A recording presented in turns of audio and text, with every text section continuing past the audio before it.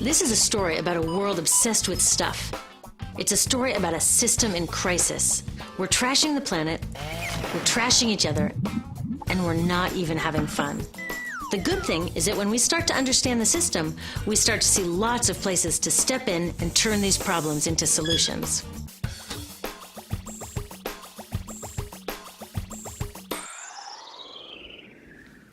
Can I tell you, I love my Pantene Pro V.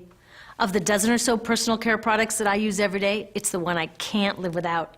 Says it gives my dull hair the ultimate cool shine. How does it do that? I was wondering that while I was lathering it in my hair one day, so I read the ingredients right here. Sodium lauryl sulfate, tetrasodium EDTA, methyl isothiazolinone. What is this stuff? I took this list to some scientists who know how to read it. Turns out my Pantene contains a chemical linked to cancer. And lots of other products in my bathroom, from sunscreen to lipstick and even baby shampoo, also contain chemicals linked to cancer or other problems like learning disabilities, asthma, and even damaged sperm. Like most parents, I try to keep my family safe.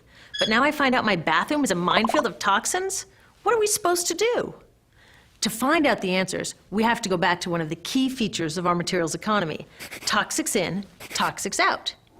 If, at the factory, you pour toxic chemicals into a product, like baby shampoo, you're going to wind up with toxic baby shampoo, and toxics in workers, communities, and, babies.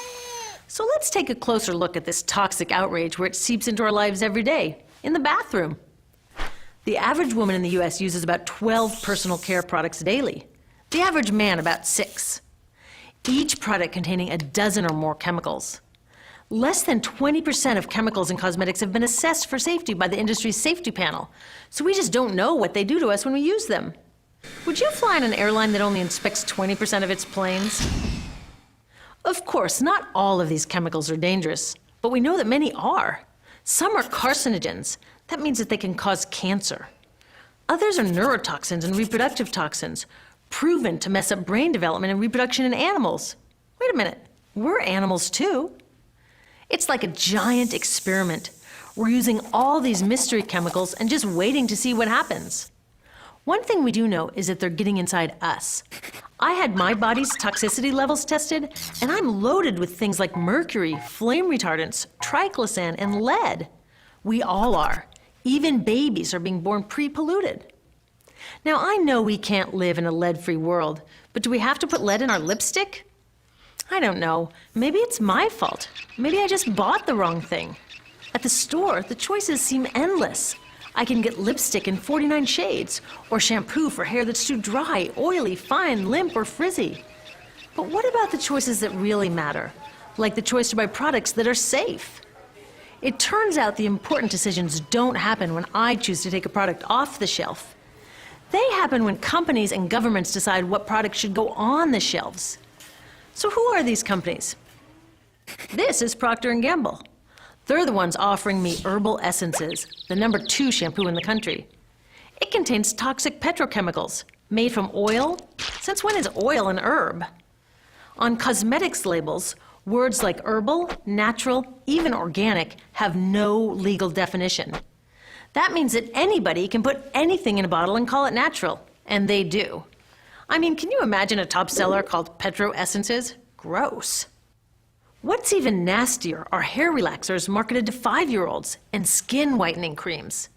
These are super toxic, both in their ingredients and in the message they send about what beauty is. Ooh, here's Estee Lauder offering me a chance to help find a cure for breast cancer. That's nice. But wait, they're also using chemicals linked to cancer. Don't you think the best way for Estee Lauder to fight cancer is to stop using those chemicals in the first place? So really, I get to choose between meaningless claims on a bottle. But these guys get the real choice about what goes into those bottles. And that happens back here, at the factories where they're formulated. Why do the makers of these products use all these toxics? Are they trying to poison us? No, they're just working from a 1950s mindset when people were totally swept up in better living through chemistry. In all that excitement, they forgot to worry about human health impacts. That was years ago, and they are still using these same old toxic chemicals. Today, big cosmetics companies say the doses of poison in their products are small enough to be harmless. Yeah, maybe if you use them once a year. I guess they never get out and see that their products are being used and combined with other products every day. A little toxic dose under your arms, a little more on your hair, on your lips. And workers in nail and hair salons get dosed all day long. So the industry is used to doing things this way, and they can. Because even now that scientists have linked the chemicals they're using to all sorts of problems, there are no laws to get rid of them. You're thinking, really? Come on, nobody's making sure that the stuff we smear all over our bodies is safe? Nope. The FDA doesn't even assess the safety of personal care products or their ingredients. Since 1938, they've banned just 8 out of over 12,000 ingredients used in cosmetics. They don't even require that all of the ingredients be listed on the label. Now, this is an example where we can all agree a little more government action would be helpful. This lack of regulation leaves a huge hole that the cosmetics industry is all too happy to fill. They set up their own committee to self-police their products, and compliance with their recommendations is voluntary. So the cosmetics industry is making the rules and then deciding whether or not to follow them. So you see, it isn't our fault that these toxic products are in our bathrooms. It's a whole broken system that's ignoring the simple rule: toxics in, toxics out. But we're not helpless. There are resources online that we can use to protect ourselves by identifying the best possible choices in the store. But the real action is with people working to change the system.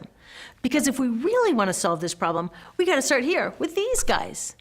Women, parents, workers, people all over the country are demanding that Congress pass a new law, giving FDA the power to make sure that our personal care products are safe.